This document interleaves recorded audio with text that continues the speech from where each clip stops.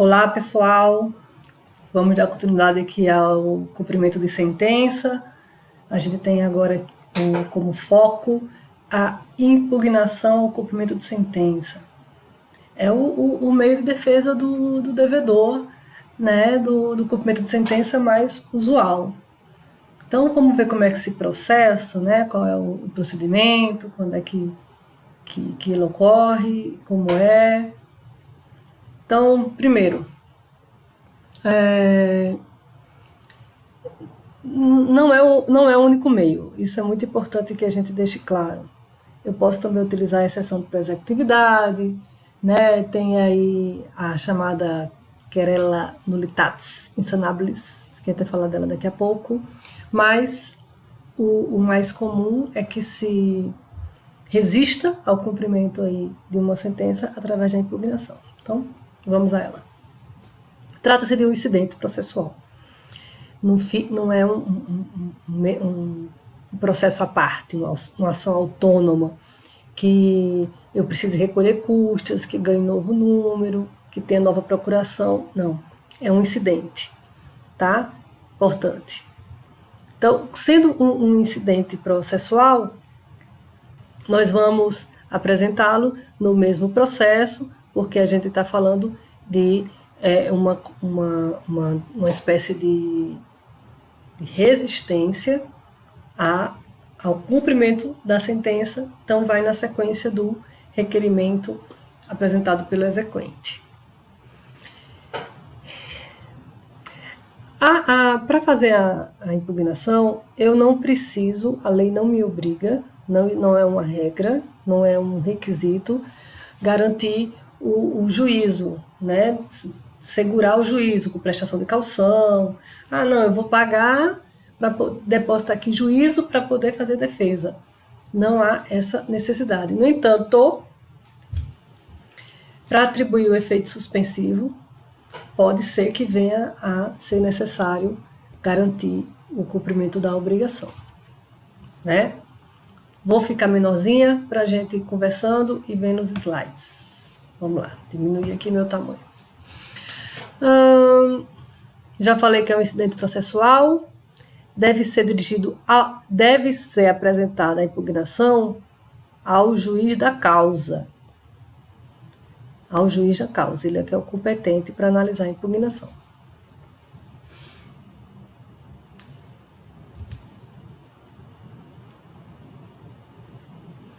Olha aqui, a impugnação dispensa a segurança do juízo, que eu estava falando. Deixa eu ficar mais ainda no cantinho aqui. A impugnação não depende de prévia segurança do juízo para ser admitida. A prévia segurança do juízo funciona como pressuposto para que o juiz possa agregar efeito suspensivo à impugnação. Você quer que a execução ela não prossiga? Você quer que sua impugnação ela tenha a força de parar os atos expropriatórios? Então, é possível que seja necessário fazer segurar o juízo, né? Prestar algum tipo de garantia. Olha o que aqui diz o parágrafo 6º do artigo 525.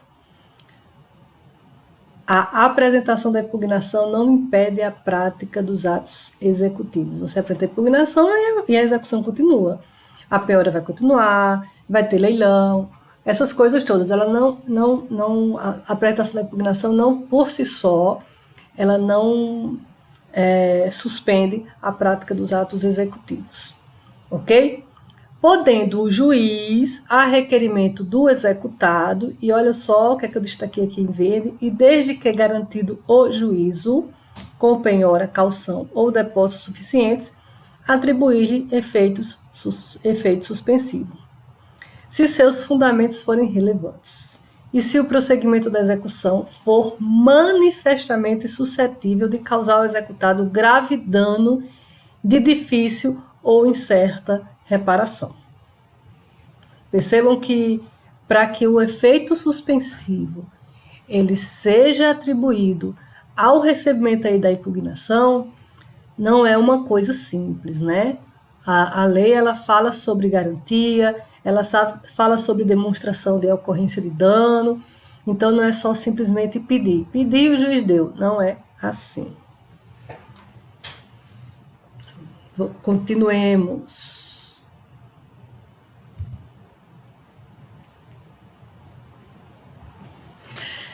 Gente, é o seguinte, a impugnação, ela tem, aqui no Código de Processo Civil, as matérias que podem ser abordadas na impugnação. Posso abordar toda e qualquer coisa? Não. Então, a gente tem aqui as matérias que podem ser abordadas na impugnação. Vamos ver cada uma delas? Falta ou nulidade da citação, se na fase do conhecimento o processo ocorreu a revelia. Então, a gente está diante de um cumprimento de sentença de um réu revel. Tá? Estamos diante de um cumprimento de sentença de um réu revel. Só que foi observado, pelo menos é o que o executado está dizendo na sua impugnação, que essa citação ela deve ser nula. Por quê? Porque ela não seguiu os requisitos que a lei determina, porque ela foi feita de maneira errada, porque ela não aconteceu. E eu vou falar uma coisa para vocês em relação à ausência de citação, ou uma citação que não é considerada válida. É o pior pesadelo de um autor. Sabe por quê? Imagine que essa execução, esse cumprimento de sentença aí que a gente está conversando agora, ele aconteceu depois de anos que o processo tramitou, transitou em julgado, aí começa o cumprimento de sentença. E lá no cumprimento de sentença é observado que não houve citação válida. Ou a citação inexistente, não interessa. A consequência vai ser a mesma. Qual é a consequência? Todos os atos depois dela serão nulos. Esse tipo de matéria, ele faz com que o cumprimento de sentença, não só ele seja, ele tem uma consequência de extensão bem mais ampla, entendem? É a coisa que qualquer autor, qualquer advogado do autor não quer sonhar nos piores pesadelos, de ter uma citação considerada inválida. Vou dar um exemplo de citação de invalidade aí de uma citação, né, alegado só no cumprimento de sentença, que vai invalidar o processo inteiro. Se ela foi feita por edital fora das possibilidades que a lei prevê, né, que o artigo 256 prevê.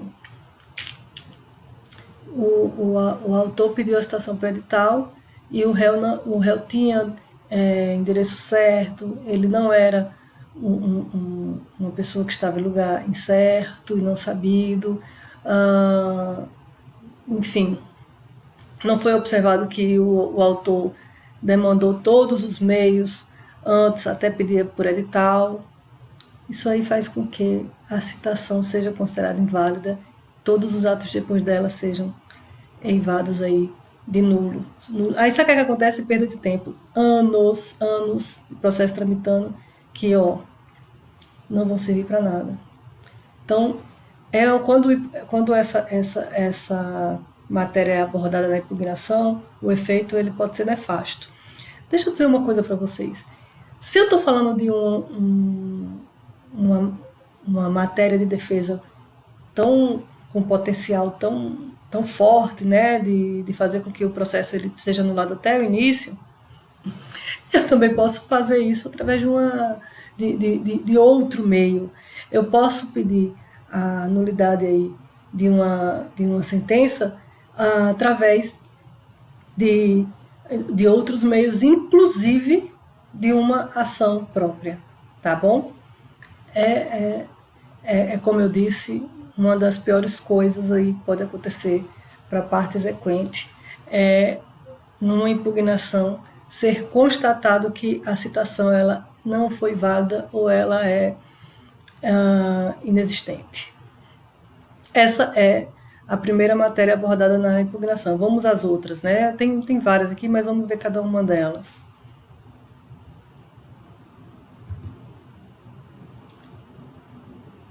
Ilegitimidade da parte. Olha, a questão da legitimidade da parte é condição de ação, matéria de ordem pública, tá? A parte ilegítima, que... O que é legitimidade da parte? Eu não tenho nada a ver com história, nada a ver no sentido de interesse processual, tanto no polo ativo como no polo passivo. Então, se eu sou ilegítimo, eu não se eu sou ilegítimo, eu não tenho que nem requerer nada, porque eu não tenho legitimidade para isso, nem tenho que cumprir nada, porque não é minha obrigação. A legitimidade é quando você não tem relação processual, ou melhor, a relação jurídica com a matéria discutida ali no processo, então você não pode sofrer as consequências, né? Então, veja bem, é muito raro que no cumprimento de sentença se discuta a ilegitimidade. Por quê? Porque isso já foi...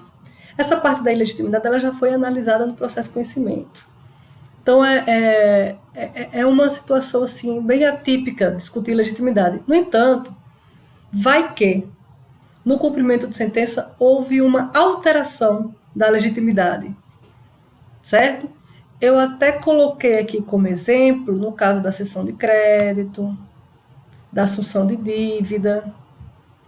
Mas vamos lá, vamos pensar aqui. Em que hipótese eu poderia ter uma ilegitimidade apenas no cumprimento de sentença? Imagina que a parte executada, a parte demandada, ela faleceu, né? Ela faleceu. Aí o que é que o exequente faz? O exequente sabe que essa parte demandada, ela deixou 3 filhos e um deles é uma pessoa que tem uma situação econômica bem interessante. Então ele pede a execução o cumprimento da sentença em desfavor desse herdeiro. Não. Ele não pode pedir em desfavor dos herdeiros, porque aí a gente vai ter agora uma questão de crédito para ser habilitado em espólio. Então não é assim que vai funcionar. Esse é um exemplo de legitimidade passiva no cumprimento de sentença, que quando o juiz se deparar, ele de fato vai reconhecer que não é possível o cumprimento de sentença contra daquele determinado executado. Tá? Eu estou dando esse exemplo, parece até uma coisa raríssima de acontecer. Quem é que vai praticar um erro desse? Mas vai que faz. Eu nunca vi também no caso concreto, mas eu acho que dá para ilustrar o que significa a ilegitimidade passiva no cumprimento de sentença. Vamos seguindo. Mais matérias abordadas no cumprimento de sentença. Inexigibilidade do título ou inexigibilidade da obrigação. Gente, é o seguinte, vou contar uma historinha aqui de um processo que eu sou advogada, para isso ficar bem claro. Eu tenho uma ação judicial, né, que eu patrocino, que é em razão de um descumprimento contratual. Né? Foi vendido aí um apartamento, aí não houve um cumprimento contratual, e a sentença ela determinou a rescisão do contrato. Olha só, o que a sentença determinou? Rescisão do contrato, devolução do apartamento aos vendedores. No entanto, colocou como condição para a devolução do apartamento aos vendedores que os vendedores devolvessem parte do que os compradores pagaram. Vocês entenderam? Uma rescisão contratual de compra e venda de um imóvel, um apartamento. Na sentença, reconheceu que o contrato está rescindido, determinou a devolução do imóvel, no entanto, colocou como condição para que esse imóvel fosse devolvido, para que houvesse a possibilidade dos autores exigir a devolução do imóvel, se os autores devolvessem parte do que receberam como pagamento na compra e venda desse imóvel aos compradores, né? Os vendedores autores, compradores réus. Então, tá claro? Eu espero que sim.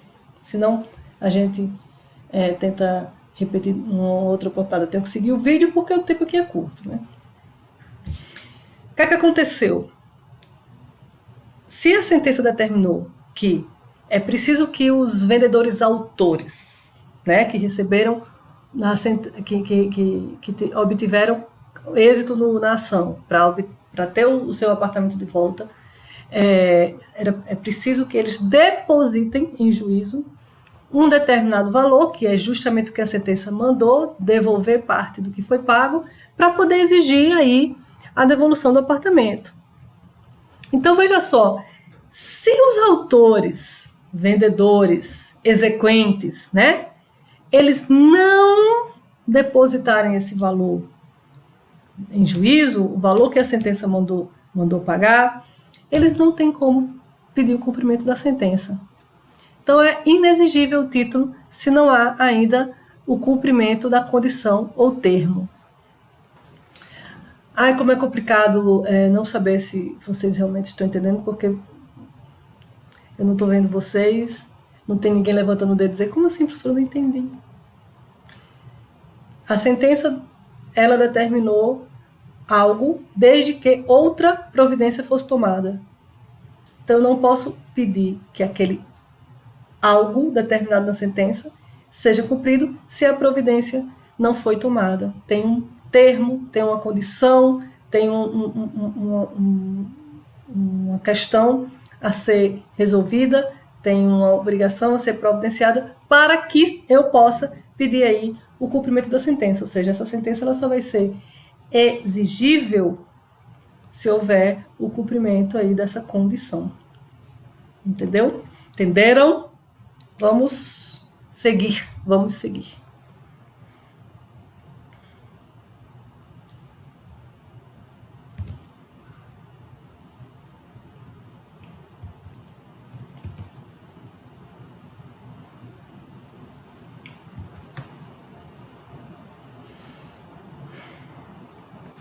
Penhora incorreta ou avaliação errônea. Olha, é o seguinte, sempre que for possível, como é que funciona aqui a questão da penhora, da avaliação? Normalmente é o oficial de justiça que faz a penhora e já faz ele mesmo também a avaliação daquele bem. Mas pode não ocorrer na mesma oportunidade e pode haver vício nessa penhora, pode haver vício na avaliação. Então, isso aí, vício assim, a penhora, ela penhorou aí um bem penhorável, né? Vamos supor um bem penhorável. Eu posso dizer, não, essa penhora ela foi incorreta porque ela penhorou ferramenta de trabalho. Olha aí, bem penhorável. Então, sendo bem penhorável, eu posso impugnar dizendo isso, não poderia penhorar isso. Agora veja que esse argumento aqui eu não tô indo de encontro ao que determina, né, a obrigação, o pagamento e tal. Eu só estou dizendo o seguinte, olha, esse bem aqui que está sendo expropriado, ele não é passível de penhora. Então, essa discussão eu levo na impugnação aqui no inciso 4, parágrafo 1º do artigo 525, né? No caso, penhora incorreta ou avaliação errônea. Imagina uma avaliação completamente equivocada, errada de um bem que vale que tem um valor completamente diferente daquele que consta na avaliação realizada. Também eu vou poder impugnar aí, e aí eu tenho meios de dizer que está errado, porque eu posso apresentar outras avaliações, e é um terreno bem fértil aí para se discutir essa questão de penhora incorreta ou de avaliação errônea, né? Vamos lá, vamos continuar.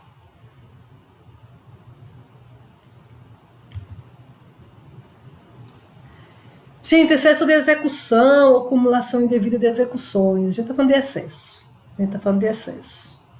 Quando eu falo de excesso, eu preciso apontar que excesso é esse. O valor está errado, porque as contas estão erradas. Eu tenho que apresentar uma planilha dizendo qual é a conta certa. Se eu não faço uma impugnação dizendo demonstrando através de planilha, através de dados concretos, a acumulação indevida de execuções ou o excesso de execução, se eu não faço essa demonstração na hora que eu entro em impugnação, ela não vai ser, o juiz ele não vai processar a minha impugnação eu não vou ter a impugnação certamente apreciada de maneira positiva, tá? Ela vai ser liminarmente rejeitada. Claro que se minha impugnação estiver falando sobre isso, falando sobre outras coisas, apenas essa parte vai ser rejeitada, as minhas outras alegações serão examinadas, mas eu preciso, na hora de fazer a minha impugnação, em relação a esse inciso, demonstrar o porquê está com excesso ou é indevida. Tá bom? Vamos para frente. Incompetência absoluta ou relativa do juízo da execução. A gente tem incompetência diz o seguinte, o que é isso, incompetência? Não é para ser aquele juízo.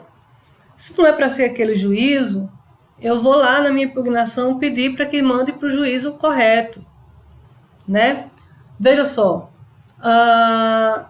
eu acho que a gente já falou em vídeos anteriores que se eu estiver fazendo, por exemplo, a execução provisória da sentença e o processo estiver em instâncias, né, na segunda instância, instâncias extraordinárias, o que seja, eu vou fazer qual é o juiz competente para o cumprimento?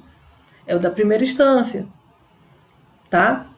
E se eu não observo o juízo competente, aí eu posso sofrer aí uma impugnação alegando a incompetência absoluta ou relativa desse juízo. Agora, é uma defesa que também não está, ela não bate em cima da obrigação, ela é uma defesa essencialmente processual, porque ela não diz assim, a obrigação está excessiva, a obrigação está errada, não, só diz assim, aqui não é o lugar certo de você estar pedindo cumprimento. Tá? Lembrando a diferença entre incompetência relativa e incompetência absoluta, porque a relativa, se eu não alegar no momento oportuno, vai precluir a minha oportunidade. A absoluta é que eu posso alegar a qualquer momento. Continuemos. Gente, aqui, alegar qualquer causa modificativa ou extintiva da obrigação, como pagamento, novação, compensação, transação ou prescrição, desde que superveniente a sentença. Aconteceu algo depois da sentença, né? Houve, durante aí o trâmite do processo, sei lá, um pagamento de uma parte da dívida, uma compensação de alguma forma. Então, na minha impugnação, se o cumprimento da sentença não observou isso, porque era para o exequente observar, eu posso, na minha impugnação, dizer, olha, mas eu paguei uma parte, compensou por causa disso. Ou até mesmo a prescrição, que ela nunca vai ser precluído o momento de falar de prescrição, que prescrição também é matéria de ordem pública.